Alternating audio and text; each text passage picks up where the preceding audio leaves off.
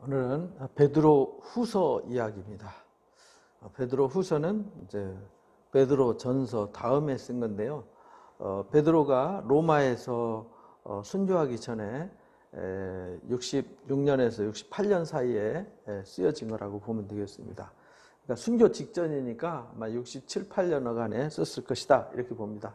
그러니까 베드로 후서 마치 디모데 후서를 바울의 마지막 유언 편지와 같다 그러면은 베드로의 마지막 유언 편지와 같은 서신이 베드로 후서입니다. 후서는 그래서 마지막 유언 같은 편지인데 전서에는 고난당하는 사람들이었잖아요. 대상은 똑같습니다. 전서에 터키 지방에 이제 갈라디아 지방과 그 다음에 비두니아 지방과 아시아 지방과 본도 갈라디아 또 갑바도기아 막 이런 지역에 썼다 그랬잖아요. 근데 2장에는 1절에 대상을 기록하지 않았는데 3장에 보면은 두 번째 편지를 쓴다 이렇게 말하잖아요. 두 번째 쓴다는 말은 첫 번째 대상과 똑같다는 뜻이죠. 그래서 대상은 같은. 그래서 전서는 고난당하는 사람들한테 이제 순교 직전에 막 많은 사람들이 네로 황제에 의해서 핍박당하고 고난당하는 그 위기에서 고난에 대한 이야기를 썼다 그러면 이 후서는 두 가지 목적을 가지고 썼어요. 첫 번째는 이 이단, 두 번째는 예수님의 다시 오심, 재림에 관한 이야기를 쓴 거예요. 이 전서에는 고난을 어떻게 이겨나가고 고난을 통해서 우리가 어떻게 하나님 앞에 나가야 되는지에 대해서 가르쳤다면 후서는 이단에 대한 문제였어요. 그래서 베드로가 마지막에 편지 쓰면서 내용을 보면은 금방 알 수 있어요. 같은 믿음이 있는 자들한테 쓴다. 그러니까 베드로 전서와 같은 사람들한테 쓴다 이런 말이죠. 그러면서 2절에 보면 하나님과 우리 주 예수를 알므로 여기 돼요. 알에 대해서 많이 강조를 해요. 우리가 사도 바울도 골로새서와 에베소서 쓸 때 하나님의 신령한 지혜와 총명을 주셔서 하나님을 알게 하고 예수님을 알게 하고 결국은 이제 알미 중요하거든요. 근데 예수님도 요한복음 17장 3절에서 하나님의 보내신 자를 아는 것, 예수님과 하나님을 보내신 예수님을 보내신 하나님과 보내신 예수 그리스도를 아는 것이 곧 영생을 얻는 것이다. 이렇게 가르쳐 줬잖아요.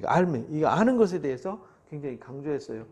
왜냐하면 구약 성경에 보면 모든 이스라엘 백성들이 망할 때 왜 망했냐면 몰라서 알지 못해서 지식이 없어서 망했다. 알지 못해서 망했다 이렇게 말해요. 그래서 성경에서 계속 가르치는 게 뭐냐면 알에 대해서 가르쳐요.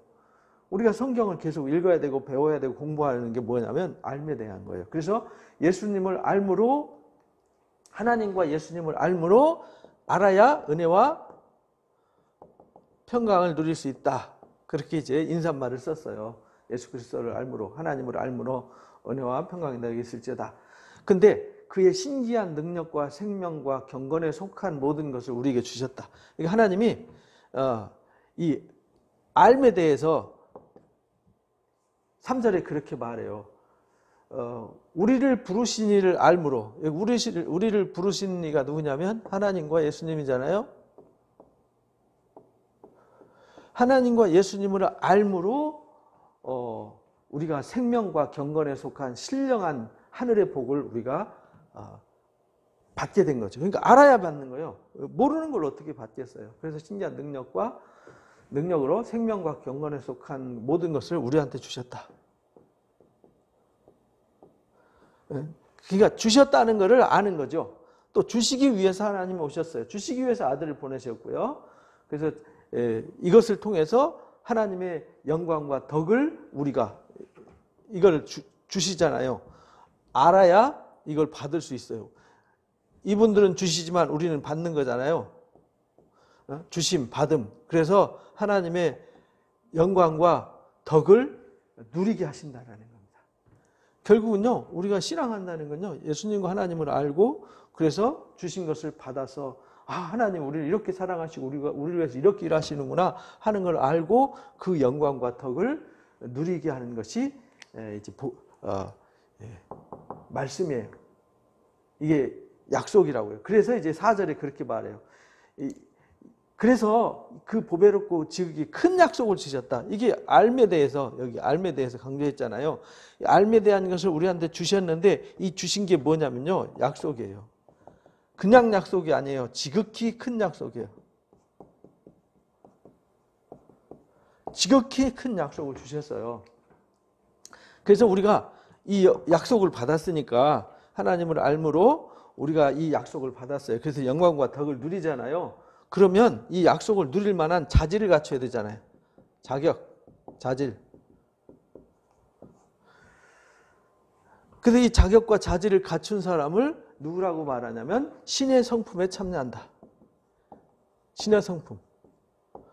쉽게 말하면 이게 변화죠, 변화. 거듭남, 성화. 결국은 이 말을 거꾸로 돌리면요. 우리가 신의 성품에 참여해서 변화받아서 예수님을 닮아야 우리가 이 약속에 참여할 자격이 주어져요. 그래야 하나님이 주신 영광과 덕을 우리가 받아서 누릴 수 있어요. 그 사실을 우리가 하나님이 알게 하셨어요. 그래서 우리는 그것을 알아야 돼요. 그래서 이 신의 성품에 참여하기 위해서 5절부터 말해요. 이 신의 성품에 참여하려면 4절에 보면은 그 큰 약속을 우리에게 주사 이 약속으로 말미암아 너희가 정욕 때문에 세상에서 썩어질 것들을 피했다. 이 신의 성품은 누가 참여하냐면 변화라는 것은요. 변화라는 것은 썩어질 것, 그 더러운 것 여기서부터 떠나는 거잖아요. 거기서부터 피하는 거죠. 쉽게 말하면 우리가 세상의 죄와 더러움으로부터 떠나와서 그리스도를 알므로 우리가 깨끗해지고 성결해지고 온전케 되는 거죠. 그 과정을 5절부터 말하는 거예요. 믿음의 덕을, 덕의 지식을, 지식의 절제를, 절제의 인내를, 인내의 경건을, 경건의 형제외를, 형제외의 사랑을 더하라. 이 과정을 통해서 이 신의 성품에 참여하는 건요. 그냥 되는 것이 아니라 과정을 통해서 이루어지는 거예요. 그래서 이 과정을 통해서 신의 성품에 참여한 사람들은 하나님의 나라를 넉넉하게 들어간다. 이런 사람들이 이 큰 약속에 이르게 된다. 이 약속. 여기 주인공이 된다. 주인공이 되게 넉넉하다.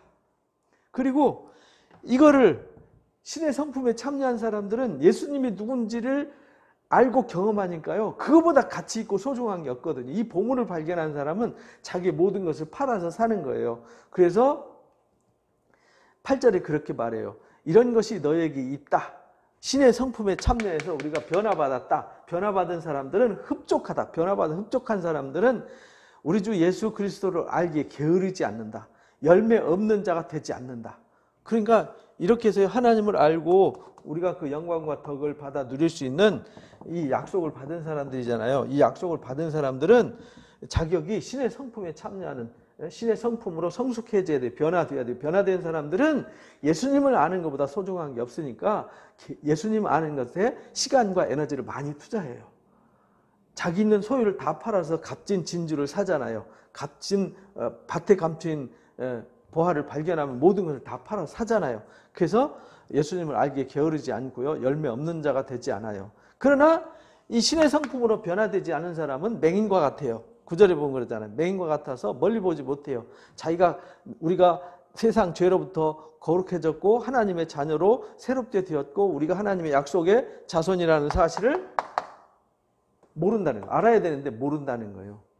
그래서 부르심과 택하심을 이 부르신 우리를 불러서 이 영광과 덕을 누리게 할 수 있도록 이 하나님이 지극히 큰 약속을 주셨으니까 이것을 알기에 노력을 해야 되는 거예요. 그래서 이 부르심과 택하심의 목적 이것을 주시려고 우리가 신의 성품으로 변화돼야 된다. 변화되지 않으면 자격이 주어지지 않아. 이 약속 있어도 못 받아요. 약속이 있다고 다 받는 건 아니에요. 자격을 갖춰야 되는 거죠. 예수님도 마태복음에서 그걸 다 가르쳐 주셨잖아요. 마태복음 24장 5장에서 종말 설교하시면서 다 가르쳐 주셨어요. 우리가 슬기로운 다섯처럼 같이 준비해야 된다. 그리고 22장에서는 예복을 준비해야 된다. 그리고 달란트의 사명을 잘 감당해야 된다. 정말 지극히 적은 소자를 주님 섬기듯이 해야 된다. 뭐 이런 걸 가르쳐 주셨단 말이죠.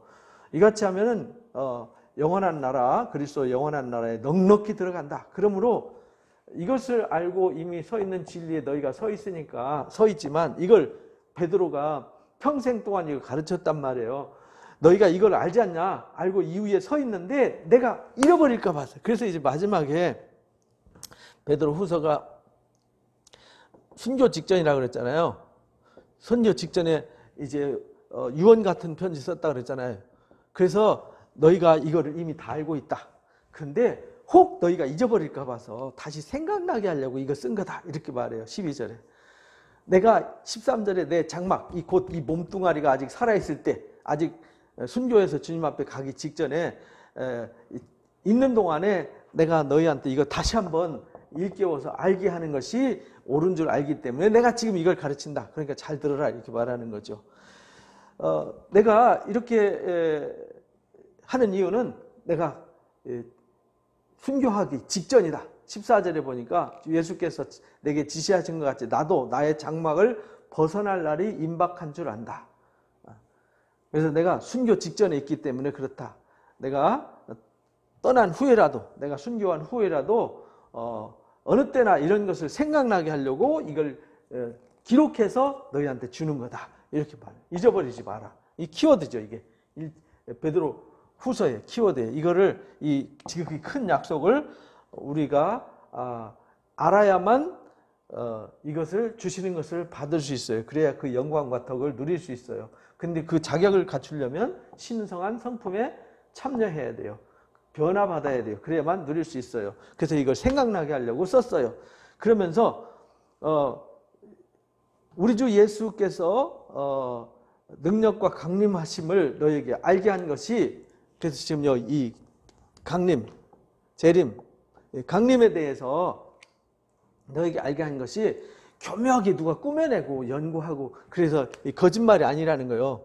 거짓이 아니다. 거짓이 아니다. 우리가 친히 목격했다. 예수님이 변화산에서 임하시는 거 우리 두 눈으로 똑똑히 보았다. 이렇게 말해요. 그 소리까지 다 들었다. 하늘에서 이는 날 사랑하는 아들이요 기뻐하는 자라는 소리를 내가 다 들었다.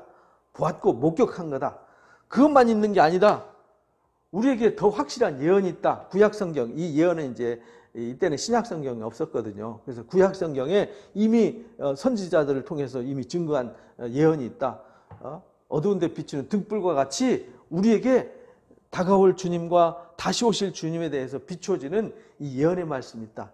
이미 구약에 그렇게 하나님 나라가 이루어질 것을 다 예언해 줬잖아요. 그러니까 너희 마음에 샛별이 떠오르기까지. 그 말은 무슨 말이냐면 이 놀라운 진리를 깨달아서 예수님을 밝히 알고 이게 알미 이제 빛이에요. 샛별이에요. 아 맞아, 우리 주님이 그렇게 오셨지, 우리 주님이 다시 오실 거지, 우리 주님을 바라보고 살아야지 라는 이런 깨달음이 떠오르기까지 우리가 주의하는 것이 강하다. 먼저 우리가 알아야 될 것은 이 성경에 기록된 가르침은 사사로이 기록된 게 아니다. 성령의 감동으로 기억되기 때문에 함부로 풀면 안 된다. 이렇게 말해요. 하나님이 성령으로 택하신 사람들에게 감동을 주어서 말한 거기 때문에 이 성령의 감동 없이는 사람의 지식이나 철학으로 풀 수 없다. 그러니까 성령 받지 않은 사람들이 어쩌고 저쩌고 하는 소리는 다 가짜다. 이런 말입니다. 아무리 세계적인 명성이 있는 교수라 할지라도, 세계적인 명성이 있는 현자라 할지라도 성령이 없는 사람들에게는 다 거짓말입니다. 그래서 고린도전서 2장에 바울이 그렇게 말했잖아요. 이 지혜는 이 세상의 관원과 철학자들, 지혜자들이 알았더라면 영광의 주를 십자가에 못 박지 않았을 것이다. 왜냐하면 내 마음은 나밖에 모르듯이 하나님의 마음은 하나님 영밖에 모른다. 그래서 하나님께서 성령을 부어서 깨달음을 줘서 성령으로 감동으로 하나님 하시는 일을 알게 하셨다. 그러니까 신령한 자들만 하나님 일을 알 수 있다. 이렇게 가르쳐 주신 겁니다. 그 다음에 2장에 두 번째 주제가 뭐냐면 이거 이제 2단이에요. 2단. 2장 보니까 1절이 그렇게 말하잖아요. 백성 가운데 거짓 선지자들이 많이 일어났다. 구약 성경에 다 거짓 선지자 이야기잖아요. 구약에는요 참 선지자들은 몇 명 안 돼요. 거짓 선지자들이 훨씬 많았어요. 구름대같이 많고 참 선지자들은 띄엄띄엄 하나씩 나와요. 엘리야가 그래서 거짓 선지자들 850대 1, 미가야가 이 아합 왕을 죽게 만들 때 400명 대 400대 1로 이렇게 말하잖아요. 당시에 예레미야가 말씀을 외치고 하박국이 외치고 스바냐가 외치고 에스겔이 외칠 때 사람들이 많지 않았어요. 거짓 선지자들은 구름대같이 많았어요. 거짓 선지자들이 더 많았어요. 그러니까 이게 구약의 선지자들이 많이 일어났다. 이같이 구약이 그렇게 가짜들이 많이 일어난 것처럼 지금도 베드로가 마지막 순교하기 직전에 이 편지를 쓰는 그 상황 속에서도 이런 일들이 많이 일어났다. 그래서 사도 바울이 골로새서나 에베소서나 이런 데 편지 쓰잖아요. 편지 쓸 때 이단들을 경계했잖아요. 왜냐하면 그 편지 쓰는 지역이 같은 지역이었잖아요. 아시아 지역 또는 갈라디아 지역 또는 이제 본도, 갑바도기아 이런 지역이었잖아요. 그런 지역에 영지주의자들이 이미 넘쳐났었어요. 영지주의자들, 금욕주의자들, 천사 숭배자들, 그다음에 유대 율법주의자들 이런 사람들이 많이 있었어요. 그래서 그럴 이단들이 가만히 등장해가지고 살아나신 부활하신 주님을 부정하고 멸망을 스스로 취하는 자다. 이 이단의 특징은 두 가지예요. 하나는 예수님이 육신으로 오신 것을 부정하는 거예요. 그걸 영지주의라고 그래요. 그리고 두 번째는 예수님이 다시 오신다는 것을 부정해요. 그걸 이제 부활일을 말하는 거죠. 이 부활과 육신으로 오신 주님을 부정하는 것, 그 다음에 다시 오심. 이것을 부정하는 게 이단이에요.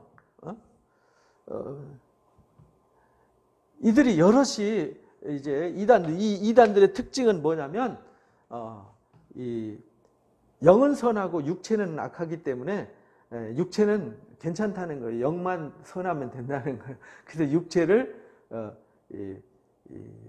방임하는 거죠. 그래서 도덕적으로 윤리적으로 좀 타락을 해요. 괜찮아, 그런 거 거짓말 좀 해도 돼. 그래서 이 신천지 같은 경우는 거짓말을 모략이라고 선전해서 거짓말을 밥 먹듯이 하잖아요. 그리고 도덕적으로 윤리적으로 아주 난잡해요. 여기 그 탐심이 그들에게 있다는 거죠. 탐심 때문에. 탐심으로 지어낸 말 가지고 자기들 이익만 취하는 자들이다. 그들의 멸망은 잠들지 않을 거다. 옛세상을 용서치 않고 의를 전파한 노아 때처럼 천사들을 잡아서 징계한 것처럼 소돔과 고모라가 멸망한 것처럼 그들의 탐욕을 쫓는 자들은 다 멸망하게 된다라는 겁니다. 그래서 이제 9절에 그 유명한 말씀 하시잖아요. 주께서 경건한 자는 시험에서 건질 줄 아시고 불의한 자는 형벌 아래 두어 심판날까지 지키게 하셨다. 그래서 특별히 육체를 따라 더러운 정욕 가운데 행하는 것이 이단들이라는 거예요. 악한 사람들은 사는 거 보고 그 나무는 열매 보면 안다고 예수님이 아주 단순하게 가르쳐 주셨어요. 거짓 선지자에 대해서 마태복음 7장에. 그래서 그들이 정욕대로 행하면서요, 자기 멋대로 살아요. 그러면서 자기들만 옳다 그래요. 자기들이 대단한 지식을 가지고 있다고 자랑을 해요. 근데 그들은 영광을 비방하지만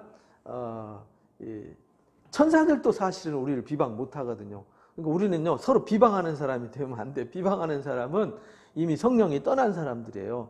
그래서 이런 사람들은 이단의 부류에 속하는 거거든요. 주변에서 막 이렇게 뒤에서 비판하고 비난하고 막 조롱하고 이런 사람들은요 그게 성령이 없는 사람이에요. 그러니까 우리가 그런 분별력이 있어야 되는 거죠. 여기 이제 베드로도 마지막에 순교하기 직전에 부탁한 것이 그런 이단들이 있다. 이단들의 특징은 욕심만 챙기고 거짓말하고 난잡하고 도덕적이지 않고 윤리적이지 않고 앞뒤가 다르고 속 다르고 겉 다르고 이렇다라는 거예요. 그래서 이런 사람들은 발람과 같이 탐욕을 위해서는요 불의의 싹스를 위해서 거짓말을 일삼는다는 거예요. 그래서 결국은 불의의 싹스를 사모하다가 당나귀 입을 열어가지고 그를 일깨워 주는데 결국은 망하잖아요. 그래서 음심한 사람들이 되는 거다. 이런 사람들은 자기의 불법으로 말하며 책망을 받되 말하지 못한 나귀가 사람의 소리로 말하며 이 선지자의 미친 행동을 저지하지 않았느냐. 이 사람들은 그런 이단들은 물 없는 샘이다. 샘인데 물이 없어요. 그 무슨 의미가 있어요. 광풍에 밀려가는 안개다. 바람이 휙 날아가 버리는 안개. 아무 의미가 없는 거죠. 캄캄한 어둠이 그런 자들에게 예비되어 있는 거다. 그래서 결국은요, 허탄한 것 자랑만 한다는 거죠. 그릇되게 행하는 사람들에게서 겨우 피한 사람들을 오히려 잡아가지고 더 불행한 구덩이로 끌고 들어간다라는 겁니다. 그러니까 너희들은 절대 이 신의 성품에 참여한 자들이 돼야 된다. 신의 성품에 참여한 사람과 이단들의 특징을 이렇게 대비시키는 거예요. 대비시켜서 신의 성품에 속한 사람들은 믿음의 덕의 지식을, 지식의 절제를, 절제의 인내를, 인내의 경건을, 경건의 형제 우애를, 형제 우애의 사랑을 더하는 사람들, 이런 사람들은 하나님 나라에 넉넉히 이루고 이 지극히 큰 약속의 주인공이 될 자격이 있어요. 그런데 이단들은 그런 자격이 없어요.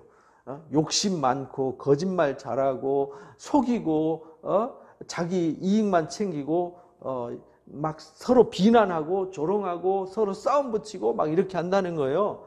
이게 금방 보면 알잖아요. 내 주변에 그런 사람이 있다. 그 빨리 떠나시면 돼. 거기 있으면 안 돼요. 그러면서 19절에 그렇게 말해요. 2장씩. 그들에게 자유를 준다 하여도 자신들은 멸망의 종이다. 자유 준다고 막 자기들이 뭔가를 줄 수 있다라고 말하지만 그들의 삶이 얼마나 황폐하고 피폐한가를 금방 보면 알잖아요. 이단들 가보면요, 사는 게 아니에요.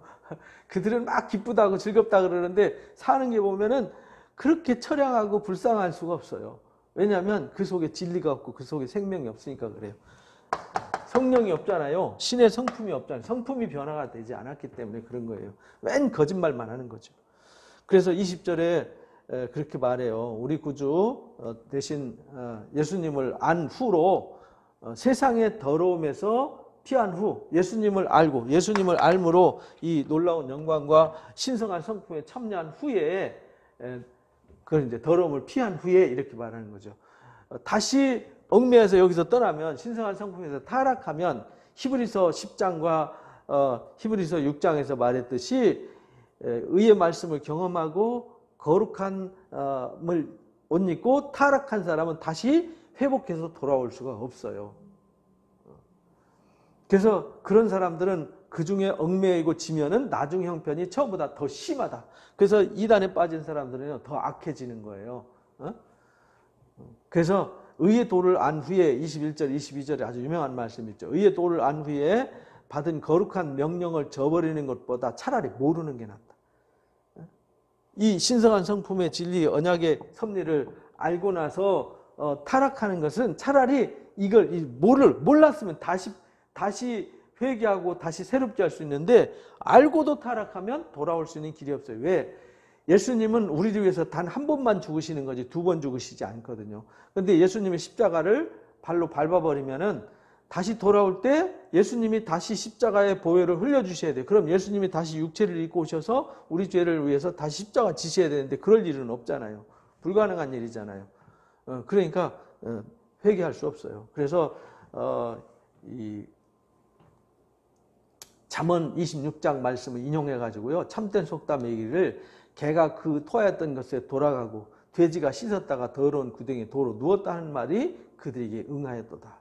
우리를 씻어줬더니 토한 것으로 돌아가고 더러운 구덩이로 다시 돌아간다는 건 있을 수 없는 일 아니냐. 그러니까 너희들은 알므로 이 지극히 큰 약속을 받았지 않냐. 그 영광과 덕을 너에게 이 약속을 주셔서 누리게 했으니까 이 자격을 갖춰서 신의 성품에 참여하는 자가 되라. 이것이 이제 핵심 주제라는 거 잊으시면 안 돼요. 그 다음에 3장에서는요. 다시 오심에 관한 말씀이에요. 두 번째 편지를 너에게 쓴다.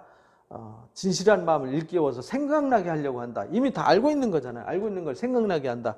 1장에서도 그랬잖아요. 순교하기 직전에 이걸 너희들이 다 알고 있는데 내가 이걸 말하는 것은 내가 살아있을 동안에 이걸 다시 한번 확인하고 내가 순교한 후에 나 없을 때에도 너희들이 기억하게 하려고 하는 거다. 그래서 너희 일깨워 생각나게 한다. 곧 거룩한 선지자들의 예언한 말씀, 구약성경이죠. 구약성경과 우리 주 되신 구주께서 사도들을 통해서 말씀하신 것을 기억하게 하려고 한다. 그러니까 구약의 선지자들과 예수님과 사도들이 예수님이 사도들을 통해서 하신 말씀을 기억하게 하려고 한다. 뭐냐?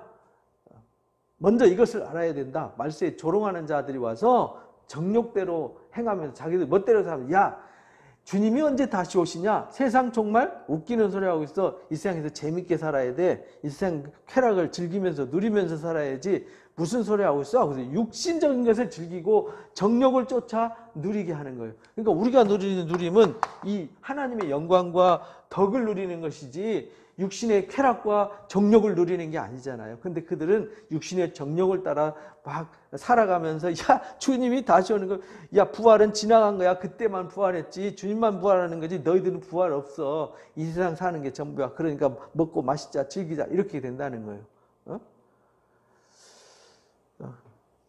그렇게 행하면 조롱하여 이르되 주의 강림하신다는 약속이 어딨냐. 조상들이 잔 후로부터 지금까지 천지 창조한 이후로 다 그냥 있는데 무슨 주님이 다시 오셔.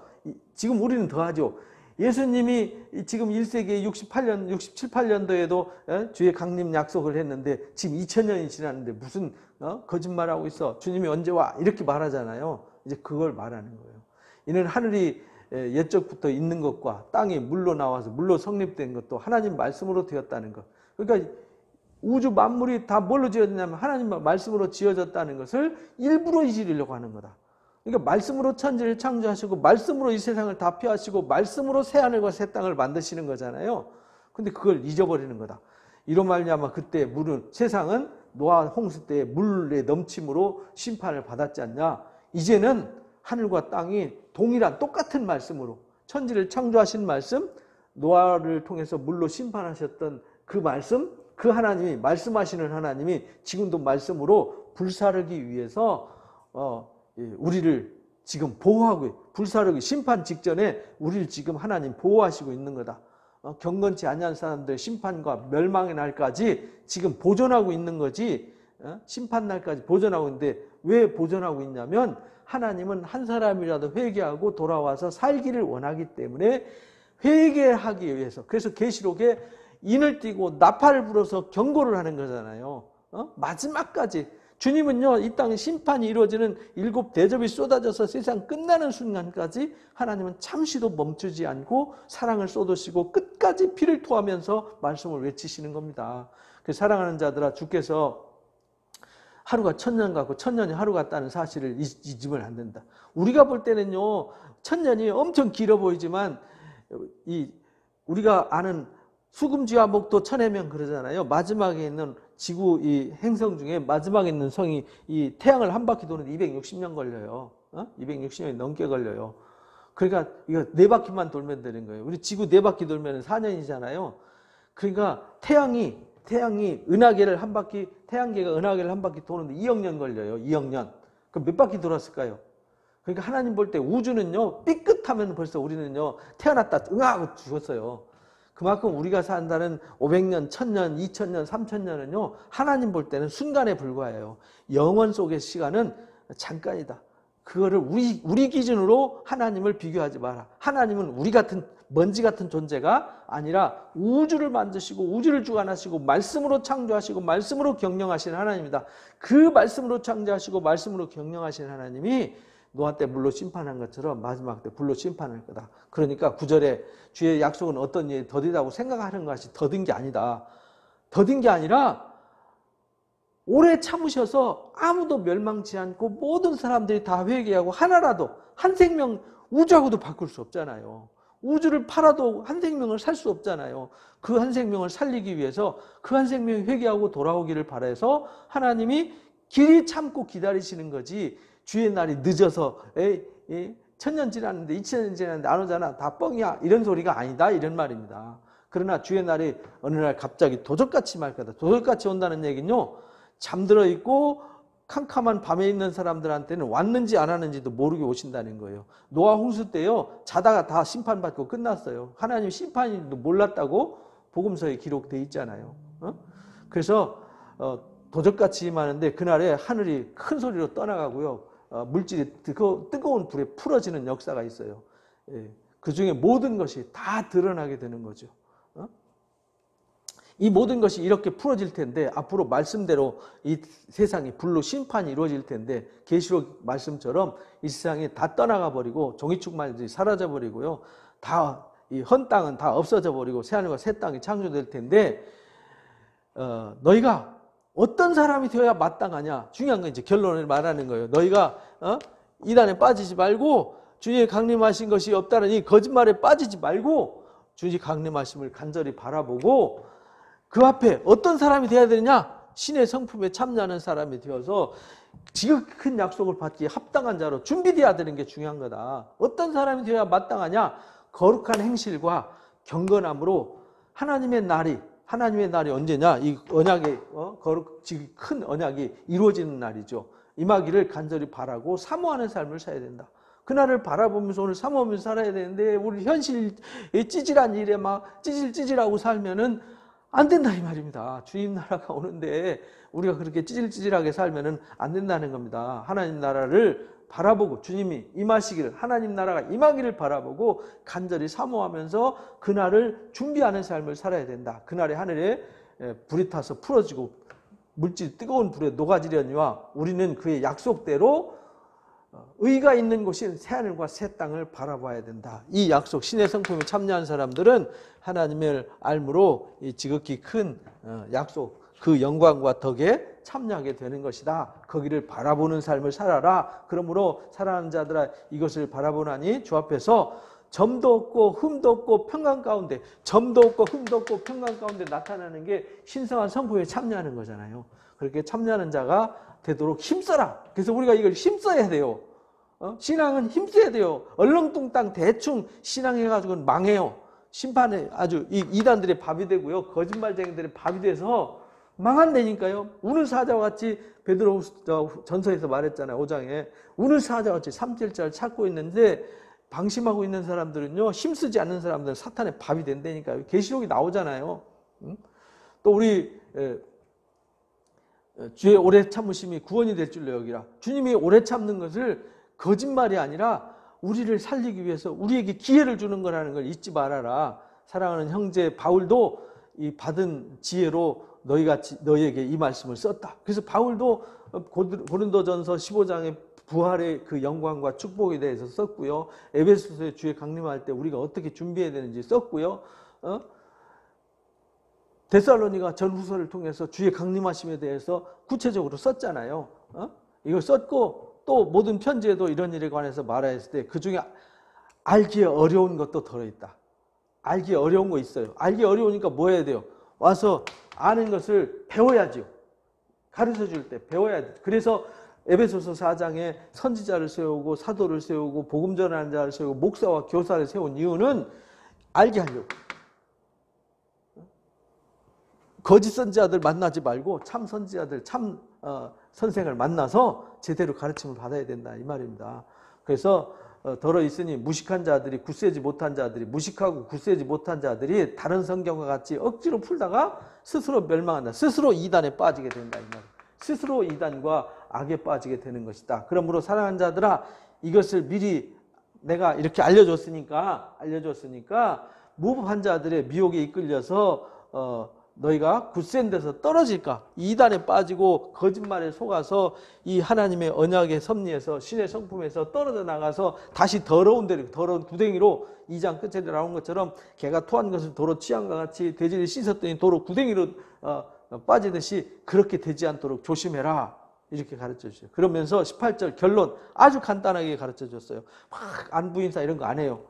우리 주 예수 구주 예수 그리스도의 은혜와 그를 아는 지식에서 자라가야 된다. 이게 결론이었어요. 그래서 아는 것을 자라가야 된다. 그래서 처음부터 알미잖아요. 알면서 우리가 자라가야 된다.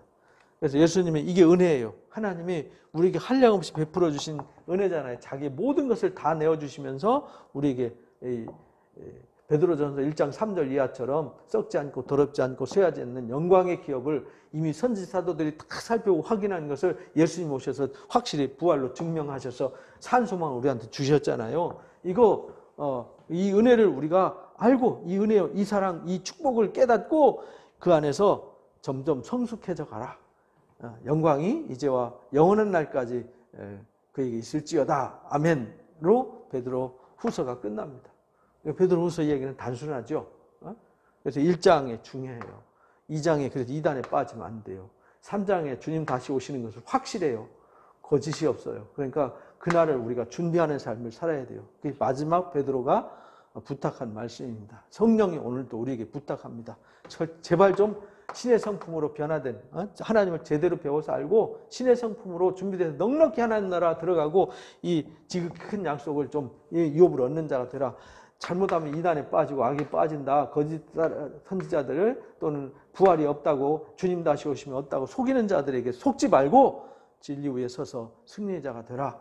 그 안에서 자라가라. 어떤 사람이 되어야 할지 거룩함과 경건함으로 그날을 준비하는 사람이 되어야 한다 라는 사실을 잊지 마시고요. 우리는 주님 오실 그날을 흠도 없고 점도 없이 온전한 자로 준비되시기를 주님의 이름으로 축복합니다. 감사합니다.